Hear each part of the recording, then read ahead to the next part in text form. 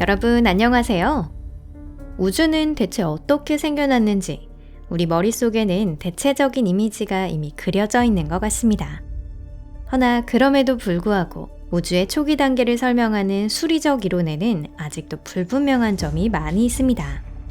그리고 최근 과학자들은 가장 큰 수수께끼 중 하나인 은하나 최초의 별이 형성된 원인을 밝히는 방법을 마침내 발견해낸 것 같습니다. 여러분, 여기는 토픽입니다. 지금부터 모든 것을 자세히 살펴보도록 할게요. 그럼 시작합니다.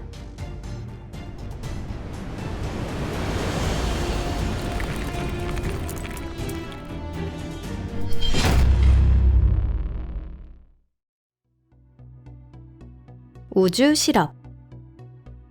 지금까지의 정설에 의하면 우주에서 최초의 별들이 빛나기 시작한 것은 빅뱅으로부터 약 5억 5천만 년 후, 이른바 재전리 시대의 일입니다.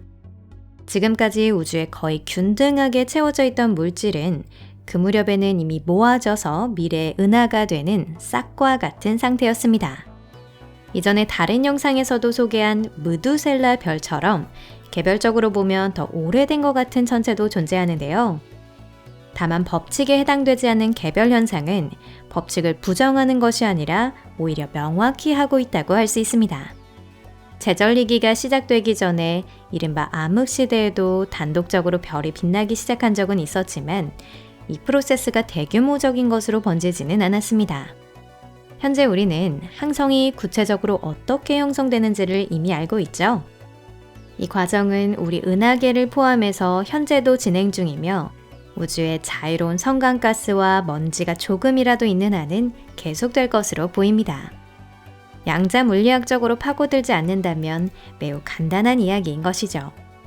분자운 속에서는 마치 죽에 생기는 알갱이처럼 물질 덩어리가 자연 발생합니다. 그것이 충분한 질량으로 성장하면 내부에서 열핵 반응이 시작되죠. 혹은 지층이 형성되어 적어도 항성이 아닌 행성이 됩니다.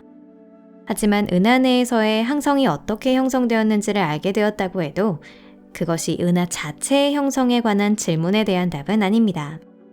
실은 성간가스가 애초에 어떤 힘에 의해 모아진 것인지, 그리고 몇 파색이나 간격을 둔 섬으로 존재하고 어떻게 존재하는지 완전히 설명되지 못하고 있습니다. 현재의 별의 요람에서 별은 물질 밀도가 높은 곳에서 활발하게 형성되고 있습니다. 이는 충분히 이치에 맞는 이야기인데요. 하지만 아까도 이야기했듯이 초기의 우주는 거의 균등하게 가스로 가득 차 있었습니다. 관측 가능한 우주는 은하가 전혀 존재하지 않은 채 많았던 적었던 서로 멀리 떨어진 항성들로 채워져 있었다고 생각하는 편이 자연스럽지 않을까요? 우주의 최초 10억 년간, 즉 젊은 시절의 우주를 설명하는 몇몇 이론에서는 물질을 울타리 속에 몰아넣는, 후에 은하가 되는 거대한 분자운을 만들어내는 양치기의 역할을 완수한 것이 암흑물질이라고 주장하기도 했습니다. 암흑물질은 일반 물질보다 훨씬 많고 은하나 은하에 포함된 항성의 거동에 매우 활발한 영향을 주고 있는데요. 사실 암흑물질은 바로 이렇게 발견된 것입니다. 암흑물질은 중력의 도움이 없으면 다른 물질과는 전혀 상호작용하지 않기 때문입니다. 그런데 왜 암흑물질이 바로 이런 모습을 하고 있는지, 그리고 암흑물질이 어떻게 물질을 은하를 향해 몰아갔는지는 역시 잘 알지 못합니다. 만일 물질이 암흑물질 덩어리 주위를 돌며 관측 가능한 우주를 거대한 구멍 뚫린 치즈와 같은 외형으로 만들고 있다면 더욱 납득이 가겠지만 그 반대는 있을 수 없는 일입니다. 아마 이 수수께끼를 해명하려면 이른바 급행창기와 같은 우주의 과거를 더 깊이 파고 들어갈 필요가 있어 보입니다. 우리가 그걸 아직 완전하게 이해하지는 못했지만 다행히도 몇 가지 최신 연구에서 조금씩 알려지기 시작한 사실들이 있습니다. 인플레이션의 카오스. 인플레이션이라는 말을 들으면 화폐가치 저하라는 경제적 과정을 연상하는 것이 대부분이지 않을까요? 반세기 전에는 이로 인해 $100가 있으면 지금보다 훨씬 많은 물건을 구입할 수 있었습니다. 하지만 저희 채널이 주제로 삼고 있는 건 경제나 금융이 아닌 천문학이죠. 인플레이션이라는 라틴어를 직역하면 팽창을 의미합니다. 천문 물리학에서는 그 의미가 전혀 다른 의미를 가지죠. 우리가 말하고 있는 건 물론 급팽창 시대의 일이에요. 이는 빅뱅 직후 0. 몇 초 정도의 일이었죠. 하지만 그 아주 짧은 시간 동안 현재 관측 가능한 우주의 가장 근간이 되는 기초가 마련된 것입니다. 급팽창 시대는 이름 그대로 우주가 작은 씨앗과 같은 특이점으로부터 광속을 넘는 굉장한 속도로 급속히 팽창했습니다. 단, 이 페이스에 현혹되어서는 안 되겠죠? 이는 아인슈타인의 법칙을 위반하고 있는 것이 아니랍니다. 이건 공간 내에서의 이동이 아닌 공간 자체의 팽창이기 때문이죠. 또 급팽창 시대에는 이 팽창 이외에 쿼크, 중성미자, 전자라고 하는 기본 입자도 출현했습니다. 이 과정의 원인이나 본질에 대해서는 과학자들 사이에서 지금도 논의가 계속되고 있지만 그 사실 자체에는 이견이 없습니다. 어느 쪽이든 급팽창 시대에는 공간이라고 하는 천에 일종의 구김이 생기는 양자요동이라고 하는 현상이 일어난 것만은 확실합니다. 급팽창 시대가 끝나자 이른바 중입자 생성의 시대가 도래했는데요. 이때 쿼크가 결합하여 소립자가 되었습니다. 그 중에는 나중에 우리에게 친숙한 화학 원소의 첫 번째 원자핵이 된 중입자도 있었지만 당초에는 수소와 헬륨밖에 없었습니다.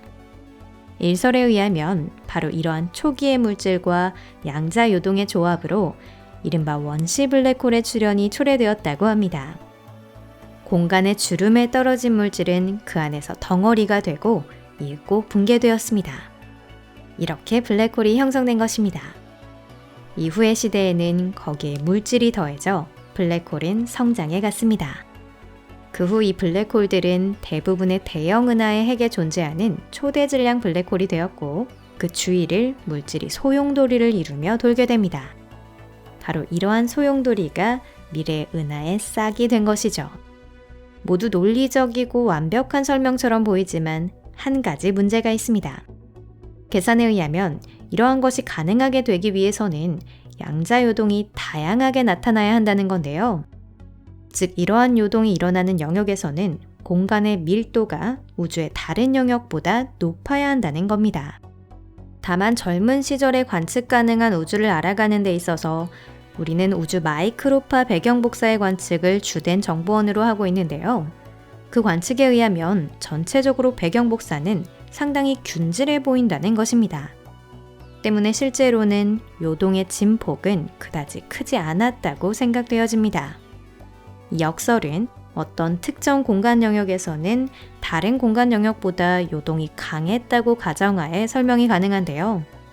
하지만 이러한 가설은 우주에 관한 우리의 가장 기본적인 이미지와 모순이 됩니다.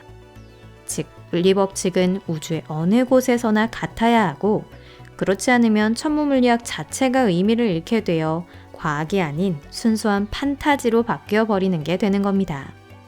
실은 이 수수께끼를 푸는 방법이 최근 한 연구학자들에 의해 발견된 듯합니다. 학자들은 우주의 팽창이 인플라톤이라는 입자에 의해 야기되었을 수 있다는 가설을 세웠습니다. 만약 탄생한 지 얼마 되지 않은 우주의 한 영역에서 팽창의 포텐셜이 여러 가지 이유로 다른 영역보다 낮았을 경우 인플라톤은 마음대로 되지 않는 시공간 연속체와 싸워서 매우 강한 국소적인 흔들림을 만들어냈을지도 모른다는 것이죠. 이 흔들림이 발생원이 되어 원시 블랙홀의 시초가 된 것입니다. 또한 급팽창기가 끝나자 우주는 더 이상 그렇게 급속히 팽창하지 않게 된 것에도 주목해야 합니다. 어쩌면 그 이유는 모든 인플라톤이 공간의 관성에 저항할 때 그 잠재력을 소진해버렸기 때문은 아닐까요? 이 가설의 가장 큰 문제점은 이 설이 급팽창기에 관한 모든 이미지에 대해 도전적인 것이 된다는 것입니다. 또 하나는 아직 원시 블랙홀이 하나도 발견되지 않았다는 것이 문제인데요. 아마도 모든 원시 블랙홀이 은하의 중심에서 초대 질량 블랙홀이 되는 행운을 타고난 것은 아닐 겁니다. 충분한 질량을 얻지 못해 불충분한 것도 있었겠죠. 블랙홀의 질량이 작을수록 증발하는 속도는 빨라집니다. 이윽고 이 과정은 파멸을 맞이해 호킹 복사의 3관과 같은 것이 됩니다. 지금까지 발견된 항성 질량 블랙홀이나 초대 질량 블랙홀은 폭발하기까지 아직 오랜 시간이 걸릴 거예요.